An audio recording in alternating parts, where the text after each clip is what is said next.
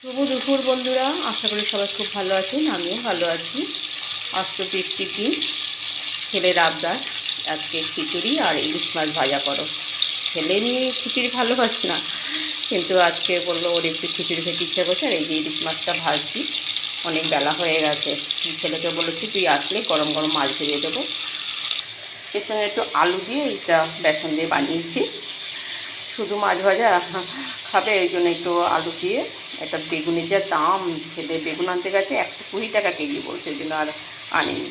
সে আলু দিয়ে বানিয়ে নিলাম। আর চাটনি আছে, আর এই যে পাঁপড় ভেজে রেখেছি, কালকেই ভেজে রেখেছি। চাটনিটা কালকেই করে রেখেছি। আর এই যে খিচুড়ি মুগ ডাল দিয়ে সেদ্ধ চাল দিয়ে করেছি, আর ফুলকপি আর আলু দিয়েছি।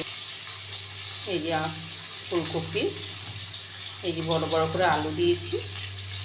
এই যে একঘেয়েমি না, ওই আতপ চালে খিচুড়ি খেতে খেতে আর ভালো লাগছিলো না, ওই জন্য আজকে একটু সেদ্ধ চাল দিয়েই করলাম।